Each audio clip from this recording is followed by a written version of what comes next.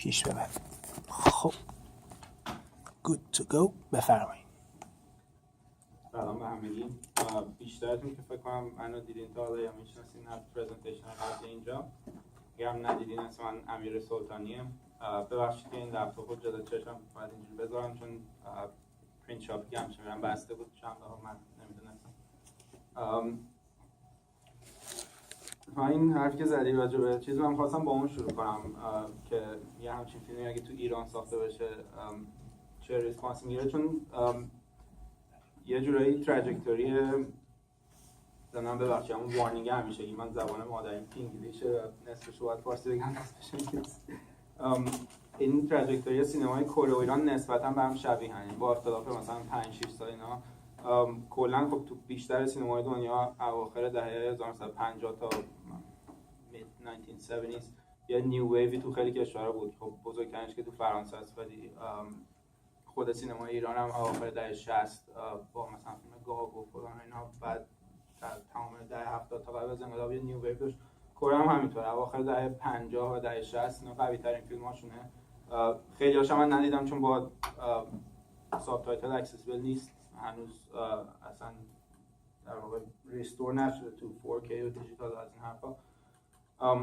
برای گلدن ایج اف کورین سینما در اواخر در 50 به خصوص در 60 و بعد با یه سری مثل بیشتر کشورهای دیگه هم حالت اعتراضی داره دیگه، یعنی به خاطر اینکه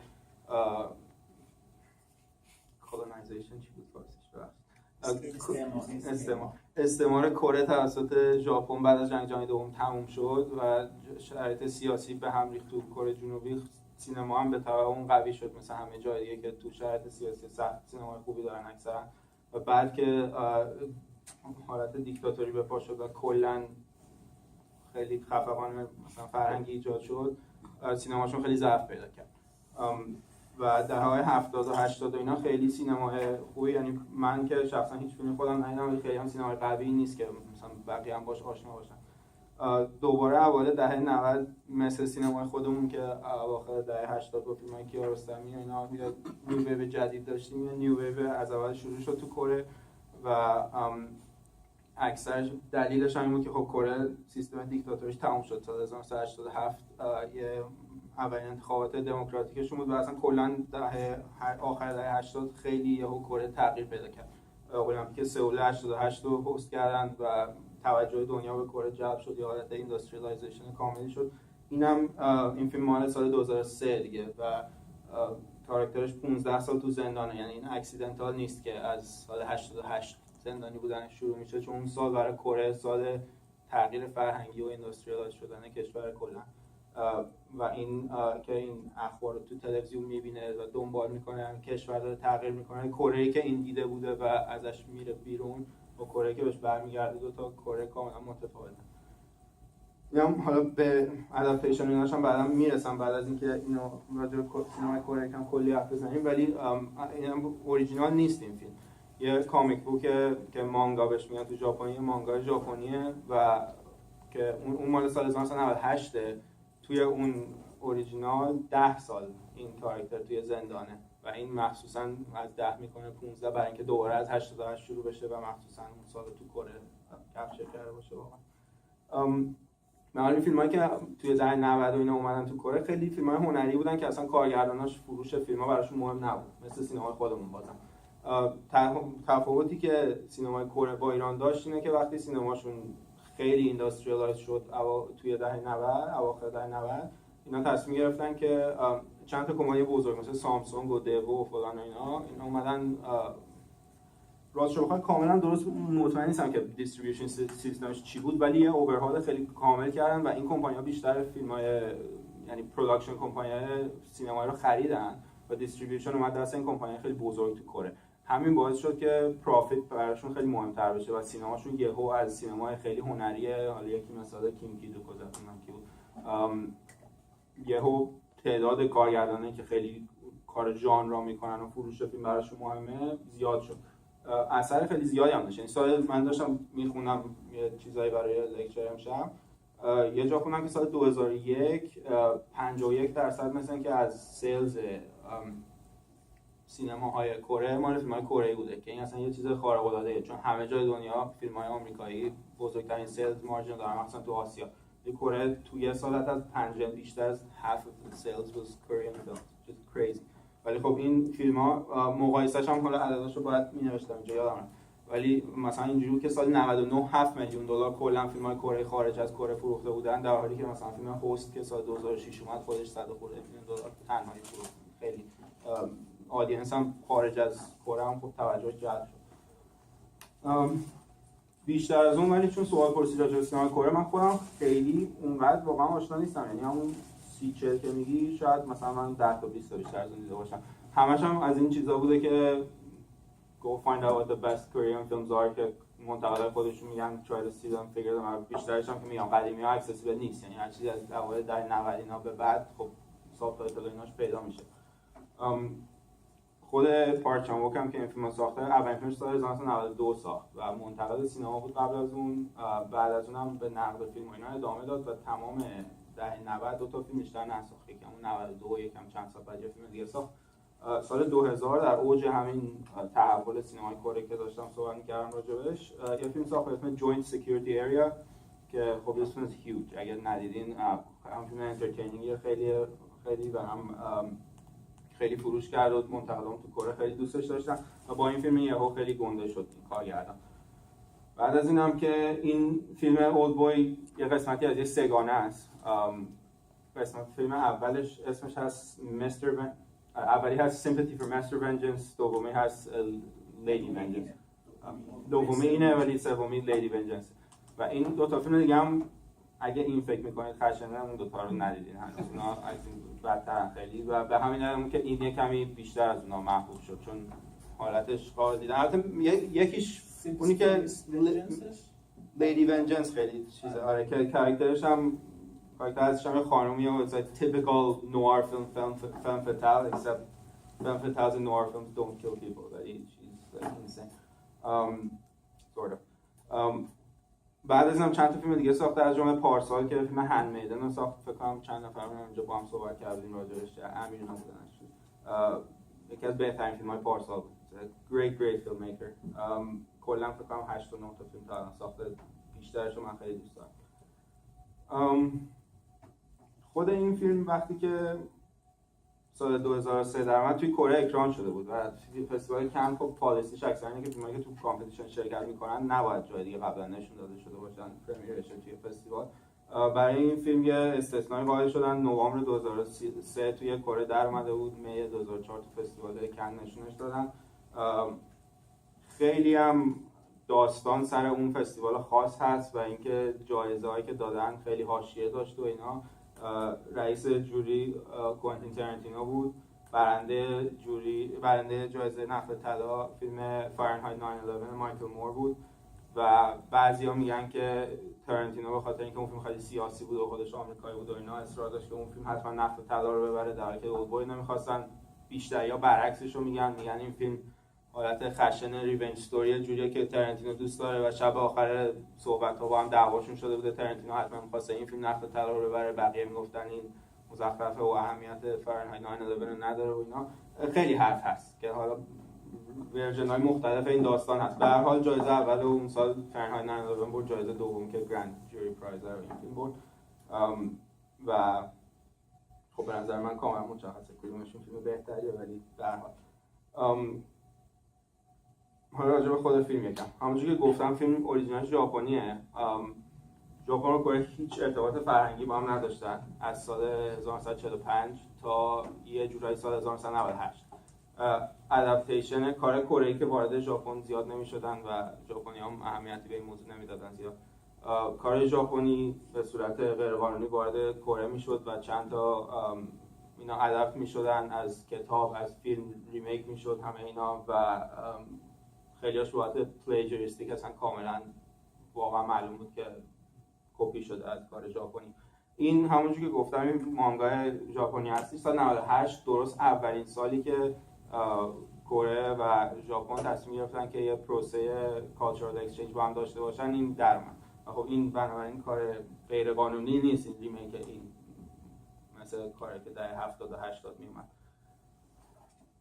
یه کمی که نه خیلی تغییر داره از مانگای اصلی. من البته اون رو نخوندم 8 تا والیوم و منم اصلا هیچ علاقه‌ای به کامیک بوک ندارم، هیچ وقت برای همین اوریجینالش رو نخوندم، ولی با همه حرفا که ازش شنیدم خیلی متفاوته. یه سری دیتیل‌های داستانی که خب هست، مثل اینکه 10 سال بوده شده 15 سال و فلان و اینا، یه سری چیزاش هم خیلی کره‌ای شده. کلا مقایسه کارهای کره و ژاپنی همیشه این احساسو با آدم میده که کار کره خیلی اکستریم ترن، که خب چیز عجیبیه و گفتن چون سینما ژاپن خودش واقعا اکستریم، یعنی چیز وحشتناکه و کره اونو میگیرن از اینا بدترش میکنن.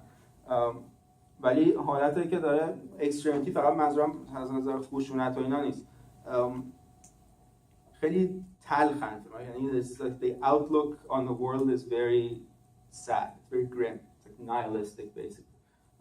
و اینم نسبت به مانگای اوریجینال همینه. اصلا درایوینگ فورس این داستان که اینسسته، بین اینکه پدر برادر و خواهر با هم بودن و اون میخواد انتقام بگیره، نهایتا پدر و دختر با هم، و این قضیه اصلا تو مانگای اوریجینال وجود نداره. یعنی چیز موتیویشن کاراکتری که زندانی میکنه این آدمو مشخص نیست.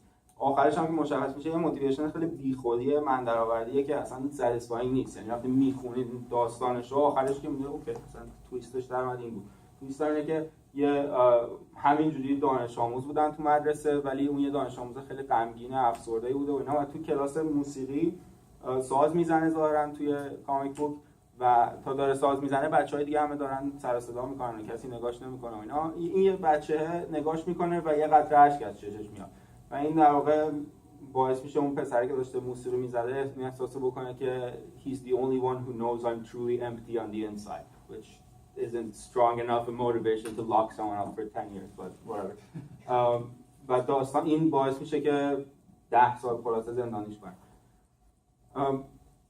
این یکی از چیزهای خیلی جالبی که من راجع به این فیلم خوندم این بود که یه ریدینگ خیلی پولیتیکالی از این که چرا این موتیویشن خیلی معمولی موسیقی که چیز خیلی مثلا لطیفی به نوعی محسوب میشه رو عوض کرده اینسست. اینه که کره‌ای‌ها همه داستان‌های ژاپنی که اوپن اندینگ داره رو ریمیک کردن در طول 10-20 سال گذشته و به همش یه اکسپلینیشن خیلی گریمی دادن، به خاطر اینکه it symbolizes Korea's quest for answers from Japan about colonialism. So این آرتیکلی که من میخونم نوشته یه استاد دانشگاه کره‌ای بود. So obviously he has a Korean probably biased perspective. ولی پرسپکتیوش این بود که ما همیشه یه سوالایی که ژاپنی‌ها بهمون جواب ندادن براش جواب درست می‌کنیم و همیشه تلخ‌ترین و بدترین جواب رو درست می‌کنیم و this is very satisfying for Koreans to like have an explanation. اونجایی که ژاپنی‌ها جواب نمیدن اینا بهش جواب میدن و همیشه یه داستان خیلی چیزی جوری درست می‌کنن که ژاپنیایی که در واقع استندینشون توی این فیلم اون آدمایی که زندانی می‌کنه دیگه ژاپنی‌ها بودن که کره‌ای‌ها رو زندانی کردن، همیشه کثیف‌ترین آدمو کار خیلی مثلا اکسپلینیشن خیلی اکسپلینیشن زشتی از داد در میاد. توی خود فیلم هیچ رفرنسی به مانگا اوریجینال نیست، یعنی اگه کسی ندونه داستانو تشخیص نمیده که این اصلا کار اوریجینال ژاپنیه. یعنی همه رفرنس‌های داستان کره‌ای هم به از دو تا چیز. یکی اینکه شف رستوران سوشی شفه و راجع به موضوع حرف می‌زنه که women have I haven't seen the film in ages but I remember that they had that scene about the woman being on a TV show about cooking and whatnot. و اون سکانس باز من از یه نویسنده کره دیگه خوندم که خیلی جالب توضیح داده که این کارگردان فیلم میاد رفرنس ژاپنی داستان رو خیلی ابراپت قطع میکنه. یعنی میره تو رستوران ژاپنی که سوشی هاوسه که رستوران کره‌ای نیست، خیلی واضحه یه جای ژاپنی و میگه برای من یه غذای کره‌ای بیارید و یه اختاپوس زنده براش میارن اونو میخوره. It's like a very masculine violent show of Koreanness. It's like fuck this Japanese place. I'm not getting sushi. We're Koreans. So I'm gonna eat a raw octopus. این اولین رفرنس به ژاپنی بودن اوریجینال قضیه. رفرنس دیگه هم که اگر فیلم تمپوپو رو دیده باشین که تیف خودش یه ماه پیش نشون داد، یه فیلم مشهور ژاپنی مال دهه 80، خیلی فیلم خوبیه و the main line of the story is that they're searching for the perfect noodle. و این از روی این قضیه این داستان که اینم he's searching for the right gyoza and with the name on the chopstick and whatnot, it's clearly from Tampo. It's like exactly taken from Tampo. که خب یه فیلم ژاپنیه. این دو تا رفرنس تنها رفرنس های ژاپنی داستانه. ولی به غیر از اون راجع ادپتیشن چقدر دیگه من دارم از 20 دقیقه؟ حالا 25 دقیقه 10 دقیقه بود باشه. 8 دقیقه. ولی اینا رو به هر حال من اسکیپ می‌کنم. یه چیز خیلی خوبه دیگه هم که من راجع به این داستان خوندم این بود که یه آرتیکلی بود که زیاد راستش ما وقت سرش ندارم چون خیلی هم خیلی اسپسیفیک رفرنس های کره‌ای داشت راجع به مسائل سیاسی تو کشور که من باهاش آشنا نیستم و برای همین خواستم یه چیزی که خوب نمیدونم راجعش حرف بزنم. همین که نوشته خودش به قدری خوب بود که من گفتم شیر کنم مثلا با خودتون. اسم آرتیکل هم اینجا میتونم بگم اگر پیداش بکنم دوباره، which is a very good article. I have it here. اگه کسی خواست میتونم بهش ایمیل کنم. اسمش از Residual Selves, Trauma and Forgetting in Park Chan-wook's Oldboy. بازم با یه استاد دانشگاه کره‌ای که توی آمریکا تو یونیورسیتی فکر کنم تدریس میکنه. تنها چیز کوتاهی که راجبش بگم این که he basically reads the film as a social allegory for Korean traumas, right? And the way he explains it is Korean society is taken over by industry. یعنی بعد از دهه 80 تا 90 2000 industries became everything. They became government, they became society, they completely changed the social order. و اسم دارن مثلا خارج از اینکه مثلا کمپانی باشن یه اسم خاصی این سیستم داره که بهش میگن tribal, I think, yes, tribal. و این tribal ها که کمپانی خیلی بزرگه مثلا اون مثالی که زدم سامسونگ و دو و اینا زندگی مردم کلا تحت شعاع قرار میدن. یعنی کسی که برای مثلا دو کار میکنه تو ساختمان‌های چیز دو زندگی میکنه، تو کافتریای دو غذاشو میخوره، اینشورنسش فقط بهش اجازه میده تو هاسپیتالای دو بره دکتر، همه چی و زندگی اینا کاملا تحت شعاع قرار گرفته و همین باعث شده که توی این آرتیکل توضیح میده که مثلا this is like a masculinity and in a broader sense an authority complex. Like Koreans feel like they have no authority over their own lives anymore. So this film takes that character. There's a reason that that guy owns a company and lives in that house with like the water running and whatnot. This is also not in the manga. So this is very Korean. که کاراکتری که اتوریتی داره و زندگی بقیه رو کامل دیکته میکنه که چجوری زندگی کنن، این هد یکی از این tribal است و در پایان داستان he literally becomes a dog. Like he's his bitch basically, right? He's like barking around, walking around, crawling around like a dog, and the company owner owns his life, owns everything. و حتی وقتی company owner خودش از بین میره, the total social order is disrupted. Nothing makes sense anymore. So the society, if it's not like you get rid of these guys, if you kill them, then social order disappears, it disrupts. و این خیلی برای من جالب بود خوندنش. ولی میگم خارج از یه نالج خیلی کلی راجع به سوسایتی کره من چیزی نمیدونستم، برای همین توضیحمو کوتاه نگم دارم. ولی بهتون توصیه میکنم حتما این آرتیکل رو بخونین اگه فیلم براتون جالب بود. خیلی خوبه. Anyway, to get to the main point. تازه الان 20 دقیقه شروع شد. دو دفعه آخری که من اینجا بودم راجع به فیلم نوار هر دو دفعه صحبت کردیم. یه دفعه فیلم Double Indemnity بود I think. I forget what the season was. What was the theme of that season? Anyway, دفعه بعدش هم که من پروپوزال خودم باخته بود و اینکه از دلم در بیان بچه‌ها گفتن که بیا فیلم محبوبتون نشون بده. My favorite film of all time is In a Lonely Place, which is a noir film. So we showed that, talked about it. برای اینکه کسایی که بودن اون دو دفعه خسته نشن من زیاد راجع به فیلم نوار دیگه صحبت نمی‌کنم. ولی it's my favorite genre. It's one of the most entertaining genres to me. یه ژانر سینمایی که در 1940 و 50 توی آمریکا شروع شد و بر اساس بیسش یه سری کرایم ناولای به اصطلاح بیخودی بودن به اسم هارد بویلد فیکشن که خیلی چیز مثلا های کلاسی حساب نمی‌شدن. کتابایی بود که تو سوپرمارکت می‌ذاشتن در مثلا چک اوت می‌خریدی و بر اساس اونها کلی فیلم ساخته شد. ولی فیلم‌ها خیلی فیلم‌های فوق‌العاده‌ای از آب در اومدن. چند تا کاراکتریستیک مهم داره فیلم نوار. معمولاً حضور یه زنی که خیلی she's very she knows how to strategize basically, like she's very cunning. که بهش هم میگن femme fatale, has a French name. That's one of the main characteristics which Oldboy doesn't have. but Lady Vengeance has, which is the sequel to this, but Oldboy doesn't have a femme fatale. The woman it has is actually pretty weak. Like femme fatales are completely sexualized. The woman here is a virgin who has sex with her own dad, basically. So it's like the weakest woman possible compared to a femme fatale. تنها کسی که یه جوری میشه مقایسش کرد با femme fatale, who's obviously sexualized here, is the woman who hypnotizes, right? So when she comes in, I remember she's like crazy sexual. Is there like a dream scene about it? I should have seen this film again. There's like a dream sequence with her? Or no? Well, she shows up at the end, which is kind of a dream sequence again, right? ولی توی hotel room, I remember she's like a sexual figure, basically. Yeah. That's another film noir thing. So جزء کاراکتریستیکای دیگه‌اش که حالا میریم یکی می‌بینیم هر کدوم چجور به اولدبوی اپلای میکنن. یکی دیگه‌اش اینه که فیلم نوارا چند تا فریمینگ دیوایس دارن. این داستان هیچ وقت مستقیم گفته نمیشه. یکی داره داستان رو برای یکی دیگه تعریف میکنه. این یا به صورت وایس اوور نریشنه که این فیلم داره، چون او دایسو داره برای ما داستان تعریف میکنه دیگه. و یا به این حالته که فلش بک و ایناست که یکی داره برای یکی داستان تعریف میکنه. To Oldboy, we have two framing devices. So when the film starts, we think that he's telling the whole film as a story to that guy on the rooftop, right? He's like, do you want to hear my story? And then he kills himself, obviously. But we think, okay, so what I'm going to see is the story he told him. Then it turns out that's not true, right? And at the end of the film, we find out that there was a framing device that we didn't even know about. Right? So the story that he said after he cut his own tongue. So this story has two different framing devices. Both of them are told by him. So there's a voiceover narration, and it has flashbacks that some of them are his memories, some of them are not his memories. So it has all these crazy narrative devices. این خیلی فیلم نواریه. مثلا اون فیلم In a Lonely Place که با هم دیدیم، تمام اون داستان هامفری بوگارت داره تعریف میکنه دیگه. بعد یه تیکه هایش از اون تعریفش خارج میشه، با اون کسی که داره براش تعریف میکنه با هم میان تو فیلم، برمیگرده دوباره. And this type of storytelling is very film noir specific.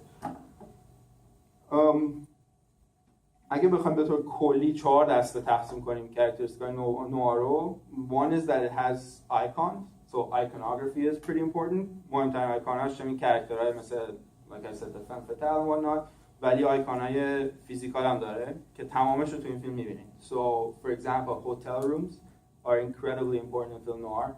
This story 15 years of it goes in a hotel room, right? So in the hotel rooms in film noir usually there's like someone like calling someone, یکی قایم شده یه جا، این دیتکتیوی که داره داستان مثلا اینوستیگیت میکنه توی هتلیه. This obviously has that. Cities in film noir are always filled with crime and they look really seedy and bad. This city, obviously, this is like the worst version of Seoul possible. One of the most beautiful industrialized cities in the world. تنها چیزی که ازش می‌بینی که زیر تونل‌ها راه میرن، همدیگه رو کتک میزنن، یا مثلا سیگار میکشن. So that's obviously true. Rain plays a huge role in film noir. دیگه این stereotypical ترین حالت ایموشن نشون دادن توی سینما که بارون داره میاد، وقتی اتفاق مهم میفته. In this film when he's stolen, it's raining, right? Because there's that umbrella that becomes important. It's like if you ever see a person with an umbrella run away or whatever. So all the icons of film noir are here except for the femme fatale. Narrative is the second one, the second characteristic. And narrative always has flashbacks and framing devices, like we talked, which this one has. And it's almost always about crime and violence, which again this one has. What it doesn't have, though, which is very different, the very difference between Asian film noir and American film noir is that American film noirs are actually not violent at all. تمامشون راجع به crime هست ولی there's no violence. So the idea of violence in there is there. همیشه فکر می‌کنید که like someone's going to do something to somebody. یه قتلی اتفاق میفته. ولی وقتی این قتل اتفاق میفته هیچ وقت چیزی نمی‌بینید. یعنی اون چیزی که راجع به زبون میگفت که دوربین یکم میره اون ورتر و you don't see the actual violence. In those films you don't see any of the violence. مثلا سکانس کلیدی In a Lonely Place که دیدیم با هم که یه زنی شوهرشو میکشه از قطار پرت میکنه بیرون. You don't even see that. What you see is somebody's waiting to give her a ride after she kills him and they're sitting in the car and you see the person in the car. و تا بعد یکی میاد میگه okay I got rid of him. Let's go. Right? So you don't actually see the violence at all. اینا سینمای خاور دوری فیلم نوار رو گرفته ولی they brought the violence into it. So you see the violence happen here. Characteristic سوم styliشه, which is always dark. So this film is like very little light in it. Flashback ها دارن که مثلا تو های سکول و فلان ایناست ولی سکانس های امروزیش حتی تو رستورانی که میشینه میخوره there's not a lot of light, there's like a couple of red lights and whatever. It's always dark and the style is always very claustrophobic, like the camera angles and whatnot are crazy. مثلا همون فیلم نوارا وقتی توی هالیوود خیلی کلاسیکالی که ستوری تلر همیشه static cameras, like everything at eye level, blah blah blah, everything's super standard. Film noir has these like Dutch angles that are to the side and crazy and whatnot, and this film is full of them. همون سکانس محبوب من که توش بارون میاد, that camera work is crazy because you see the character in a phone booth and the camera walks out with him, goes up, you see the umbrella, whatnot. These are totally elements of film noir in terms of style. And then finally, the fourth characteristic, mood and tone of the film noir, which is always like we were talking about, it's like completely nihilistic. کاراکتر اصلی فیلم نوار همیشه پرانویا دارن راجع به اینکه یکی داره سرشون شیره میماله و کی با کی پشت سرشون مثلا یه پلانی درست کرده و اینا. And obviously, like, this is paranoia to the extreme. He knows nothing about somebody who locked him up for 15 years, so it's like as paranoid as it gets. And then the other thing about film noir is that there's no moral compass. Like, nobody has morality in film noir, or if they do, these moralities change all the time. Like, the reference for what is good and what is bad, who you side with, who you don't side with, always changes. Obviously, this is a sympathetic character that you feel bad for it sometimes, but he's also like really violent and really annoying, and he's like not dealt with himself. 15 سال قشنگ وقت داشته برای self reflection and like to come to an understanding of who he is and whatnot, and he didn't use it at all. Like, he doesn't know himself well. He's totally violent, whatnot. So his moral code is basically non-existent. Oh, I have so much to say. Don't flash that at me. یک کمی از نوبت سکیپ کنم توی صحبت ها با هم question answer میتونیم صحبت کنیم. The one main thing that I really should talk about, but I feel bad talking about it, اینکه اینجا با بودن پریسا و سیروسخان و اینا من راجع به فلسفه اصلا نمیتونم حرف بزنم. I know very little about philosophy, but even as little as I know, like, this is obviously like an exemplification of the Freudian Oedipal complex, right? So the story of Sophocles' Oedipus is obviously about incest. It's the most famous story about incest. And again, for someone who's like an intellectual, like Park Chan-wook is, to take a manga that has no element of incest and then bring Oedipus into it. And actually, apparently the Korean word for Oedipus kind of sounds like Oh Dae-su, which is the name of the character. So like the similarity between O and D and S and all the same vowels and whatnot is not an accident. It's basically a riff on Oedipus. And so in the Oedipal story, he doesn't know that he's having sex with his own mom, but here it doesn't know he's having sex with his own daughter. There, he gouges out his own eyes. Here, he cuts off his own tongue. So like the similarities are pretty obvious. But the one thing that I'm smart enough to understand about philosophy, I'll leave the rest to you guys, is that for me it's very interesting here that the idea of incest. Incest is a crime in these stories about it that is sort of like the sinner and the punisher are both the same person, right? So when you look at Oedipus, thrust asli داستانه که he doesn't know that he did it, right? So he doesn't know it was his own mom, and then when he finds out, he gouges his own eyes out. So he committed the sin, and then he punished himself for the sin, right?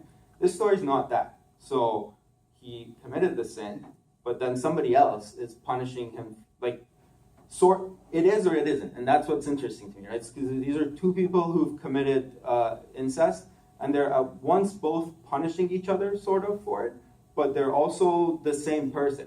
And actually, the film insinuates that they're the same person so many times. There's a phone call scene where their faces become one, like they're talking to each other, and the screen cuts in half, and you see them. It's like Bergman's Persona, right, where two characters overlap and become one, and here two characters overlap and their faces become literally one. رفتاراشون هم همدیگه رو تقلید میکنن. یعنی اینکه مثلا what's the villain's name? Joo-yoon or something? That character, yeah. He looks at them committing incest and then like basically punishes them for it, for going over and touching the girl. That's mirroring the fact that Oh Dae-su looked at them when they were committing incest, right? So him looking through the broken glass is him looking through that mask that he was wearing when the gas was cut. Those scenes are basically identical, both of them. And so these, their personalities basically become one over this, which is interesting to me because I can never figure out. I've seen it now 3 times. Well, this time I didn't see it, but I've seen it in the past 3 times. And I can't really figure out who's exactly punishing who, so I'm curious if you guys want to talk about it and tell me what you think it is. I think it's both people punishing themselves and the other person for the same crime, which is interesting. One last thing, یکی از شما گفت وقتی صحبت کردین من اونجا نوت برداشتم موقع که راجع به اندینگش که مشخص نبود که فکر کنم شما بودید. I think that ending is it's obviously an open ending. قراره که نفهمیم که چی میشه. ولی to me it's really interesting, but I think the 2 options are really obvious. Like he's clearly in love, and he's very happy that he's in love, right? And the girl is clearly in love, and she's very happy that she's in love. But the 2 options, I guess 4. So make the probabilities. It'll be 4 options. Does she know that he's her dad, or does she not know? ما تنها indication که داشتیم این بود که آخرش میگن که yeah, don't open the box, right? But these are criminals. How much do we trust them, right? Maybe he opened the box, right? برای همین دخترم ممکنه بدونه که پدرشه and she's forgiven him and she hugs him. It's like I love you, which you would say to your dad. There's no sexual connotation there, right? The other option is that she doesn't know and she's thinking, oh, she like reunited with her lover, except the lover is now in this like crazy situation of not having a tongue and being cold and whatnot, and he's like really miserable, and so she's sympathizing with him. And then he has 2 options. One is that the hypnosis didn't work, that in خود یارو باسم بهش میگه که me and my sister we loved each other anyway, so can you guys do the same, right? So maybe he does. Maybe the hypnosis didn't work and he's like, you know what, we're going to carry on with the incest, I like her anyway. Or the hypnosis worked and he doesn't remember that that's his daughter, in which case you have 2 more options. Is she falling in love with someone new, or is she not? Is it like still his daughter and he just feels a sense of closeness, right? So interesting possibilities. 6 تا شد به جای 2 تا ضرب تصمیمش که بکنیم، ولی I think they're all pretty interesting. So anyway, چند دقیقه اوورتایم شد؟ از 30 دقیقه 2 دقیقه. مرسی. خب قسمت پرسش و پاسخ، اگر کسی پرسشی داره دست رو ببره بالا که من ببینم. سامان بفرم. فکرم خوب باشه اگه بتونی این فیلم رو ربط یا بقیه فیلمش خیلی از کاراکتراشون به هم یه جوری خصوصا در مورد انتقامش گفتیم. مثلا توی سیمپسی فور مستر ونجنس هم شما 2 نفر رو داری که علیه هم عملا دارن انتقام میگیرن، آخرش همشون کشته میشن. توی راستش واقعا من سیمپسی فور مستر ونجنس رو من الان از سال 2000 مثلا 4-5 که در من ندیدم. The ones that I've seen recently, one of them has nothing to do with any other film. I'm a Cyborg, but that's okay. I don't know if you've seen that one. It's probably his best film. It's a comedy. But داستانش اینه که it's also a political comedy. It's about like the industrialization of Korea.